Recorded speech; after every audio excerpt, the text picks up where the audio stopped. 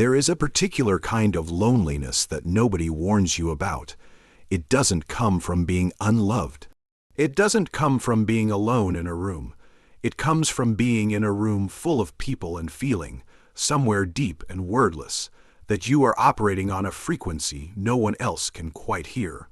You smile at the right moments. You laugh when you're supposed to. And yet there is this persistent, low hum inside your chest, a sense that you are translating yourself constantly, that every conversation requires a kind of internal editing, a softening, a simplification of something that feels to you absolutely and urgently alive. If you have felt this not occasionally, but as a background condition of your life, then what you are about to hear is not a flattery. It is not a collection of fun facts designed to make you feel special. It is something closer to an explanation. And perhaps, for the first time, a permission to stop being confused about why you are the way you are. Because the psychology of high intelligence is not what the movies taught you. It is not the effortless confidence of the person who always has the answer. It is not calm, it is not clean. It is, in many ways, one of the most quietly turbulent inner landscapes a human being can inhabit. And the people living inside it often spend decades, entire lifetimes, believing something is fundamentally wrong with them, when in reality, the wiring that makes them struggle is the same wiring that makes them extraordinary. Let's begin with the thing no one says out loud. The most consistent, most documented, most heartbreaking pattern found in people with very high cognitive ability is this: they doubt themselves more than almost anyone around them. Not performatively, not as a social ritual designed to seem humble, genuinely, structurally, at the level of their most private thoughts, they believe they are less capable than they actually are. They sit with awards they feel they didn't deserve. They replay conversations looking for the moment they revealed too much or not enough. They wait with a low and steady dread for the day when someone finally looks at them clearly and says, "I knew it. We've had you wrong this whole time." This is what psychology calls the impostor phenomenon, but calling it that almost makes it sound like a quirk, a minor cognitive bias, a small tax you pay for being smart. It is none of those things. For many high IQ individuals, it is the dominant emotional weather of their inner life. A permanent overcast, and the cruelest irony at the center of it is this: the smarter someone is, the better they become at building the case against themselves. That same cognitive machinery, the one that can hold 15 variables in mind simultaneously, the one that sees patterns where others see noise, that machinery does not turn off when the problem being analyzed is the self. It accelerates, it becomes meticulous. It finds every gap, every inconsistency, every moment of uncertainty, and it constructs from those fragments an argument so elaborate and so internally coherent that the person living inside it cannot find the exit. Think about what that means for a moment. The person most qualified to be in the room is often the one who spent the entire drive there rehearsing reasons why they shouldn't have been invited. And this is not weakness. This is not a failure of character or confidence. It is a direct consequence of understanding. Because here is what research on competence and self-assessment consistently shows. Higher performers tend to underestimate their relative standing, while lower performers tend to overestimate theirs. The person who barely understands a field moves through it with the smooth confidence of someone who has not yet discovered how deep the water goes. The person who has spent years in that same field can see the ocean floor. They can see every place they haven't reached yet, every question still unanswered, every gap between what they know and what could be known. And that visibility, that clarity, registers not as mastery, but as inadequacy. The more you understand, the more you can see what you don't understand, And for a mind built to pursue completeness, that gap never feels like progress. It feels like exposure. Now stay with this for a moment, because the next layer is where it gets even more human.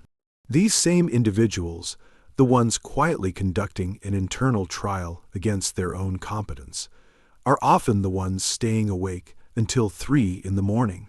Not because they are disciplined, not always because they are working on something world-changing.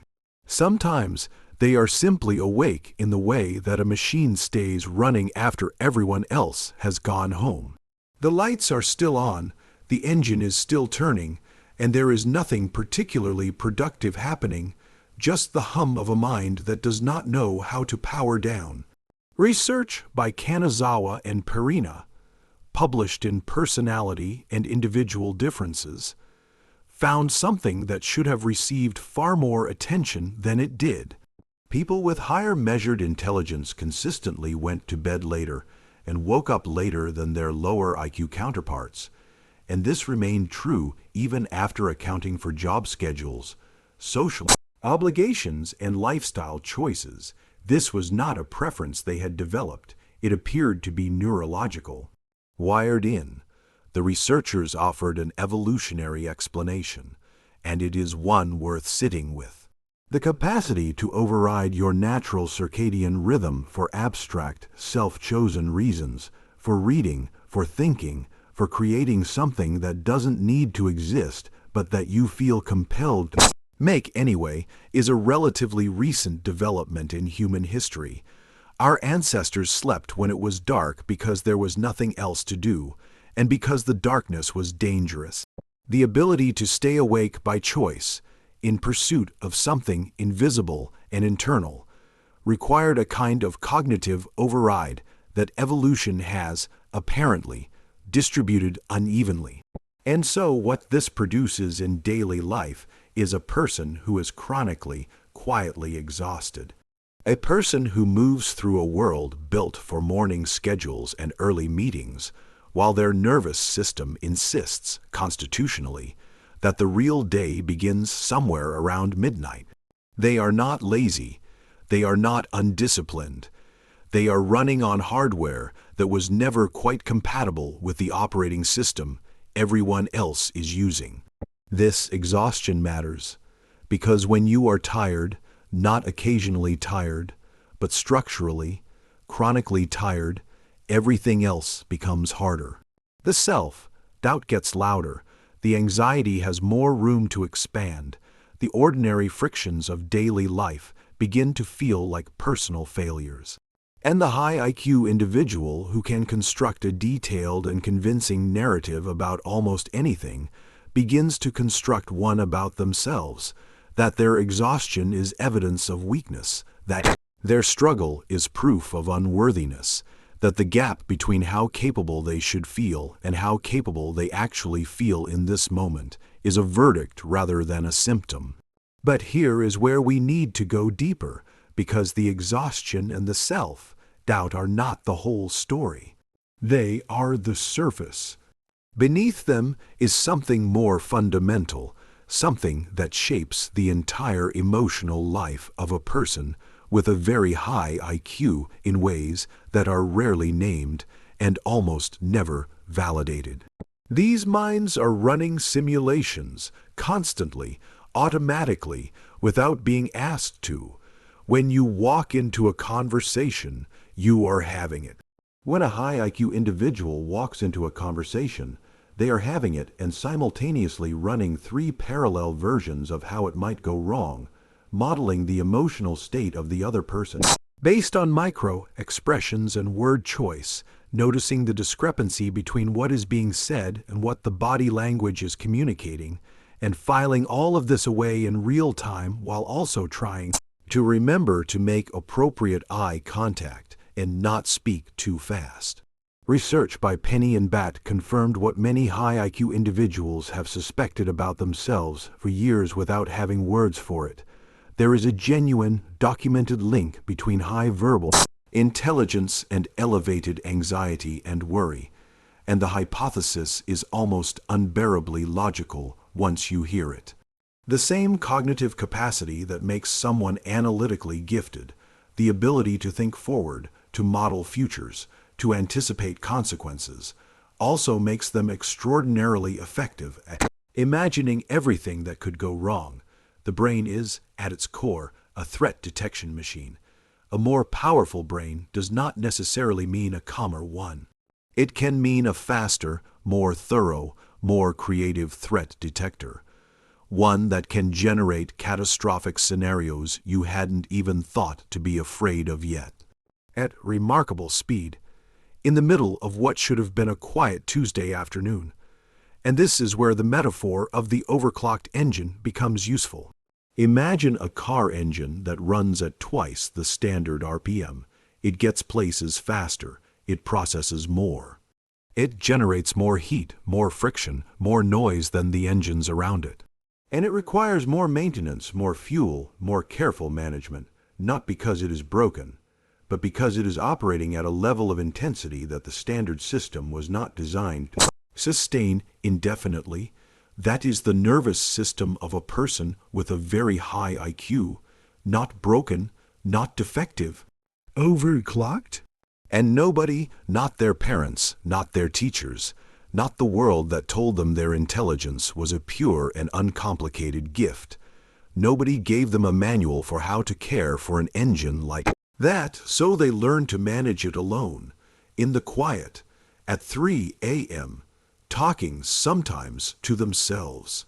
And this brings us to the third pattern, the one that people laugh about when they describe it, but which is actually one of the most elegant and revealing behaviors in the entire psychological profile. They talk to themselves, out loud, alone. In their cars, in their kitchens, in grocery store aisles, in parking garages, in the shower, in the moment just before sleep when a thought arrives that feels too urgent and too large to simply think without giving it language. Private speech, the technical term for self-directed verbal thought, is not a sign of eccentricity. It is not a social malfunction. It is a cognitive tool.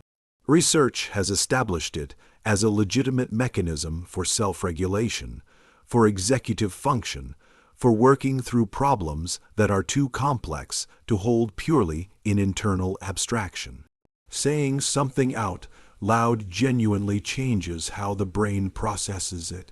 The act of externalizing a thought, of giving it sound and form and the structure of language, creates a kind of distance, a perspective, that silent thinking alone cannot always provide.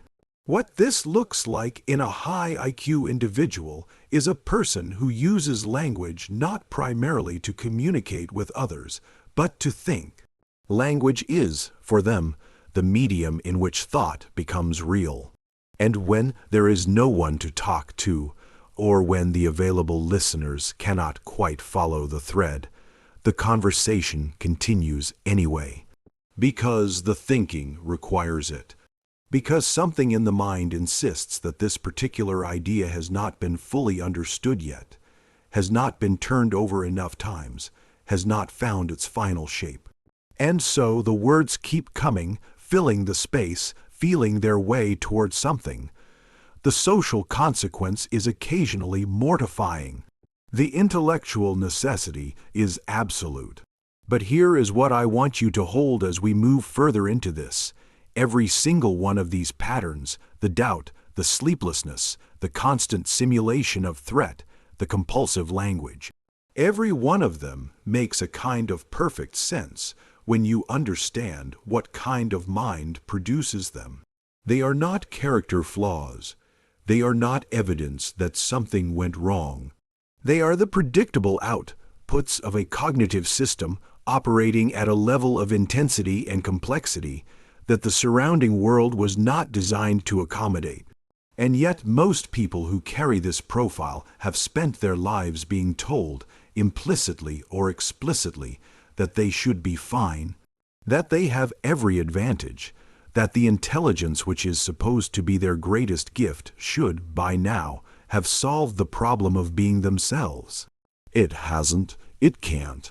And understanding why it can't, understanding what actually lives inside that kind of mind, what it costs to inhabit it every day, what it means to feel most alive at midnight when the rest of the world is sleeping, to forget where you put your keys for the fourth time because your brain genuinely could not spare the attention, to sit in a restaurant and feel the noise register in your body like a physical pressure.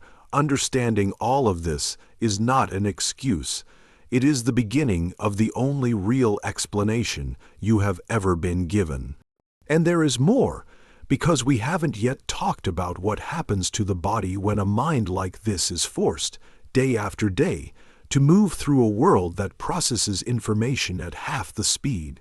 We haven't talked about why certain textures feel wrong in a way that is genuinely difficult to explain to someone who doesn't experience it. We haven't talked about the particular grief of being able to see the solution to a problem and being unable to make the people around you understand why it matters. We are only at the surface of what this psychology actually looks like from the inside. And what comes next is the part that changes everything. Because once you understand that the mind you are living inside is not broken, but simply built differently, something quietly shifts. The exhaustion does not disappear. The doubt does not vanish overnight, but it begins to mean something different.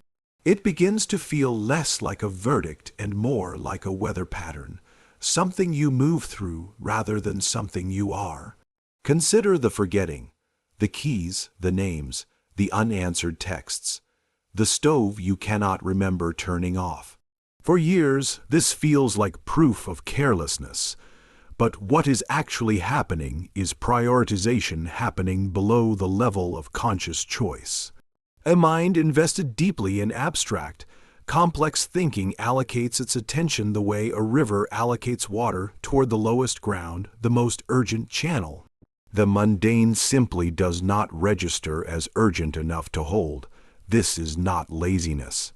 This is a mind that has decided, without asking your permission, that the idea currently forming in the background is more important than where you left your phone. And the sensory overwhelm, the restaurant that feels genuinely too loud, the lighting that registers as intrusive, the crowd that lands on your nervous system like static. This too is not weakness. Research has found real associations between high cognitive ability and heightened sensory processing sensitivity. The brain taking in more information analytically is also, quite literally, taking in more from the environment. The same bandwidth, the same depth of processing, applied to everything all at once, without a filter that other nervous systems seem to have been issued automatically. You were never too sensitive. You were simply never given the right language for what too much actually costs a mind like yours. And this is the reframe that matters most, not that you are special in a way that exempts you from pain, but that the pain itself was never random. Every struggle inside this profile has a shape. Every exhaustion has a reason. You were not falling apart. You were carrying something genuinely heavy in silence without a map. If any part of this felt like being finally, quietly understood, you are not alone in this. And if you want to keep exploring the deeper corners of human psychology, consider subscribing. There is more here, waiting for you, whenever you are ready.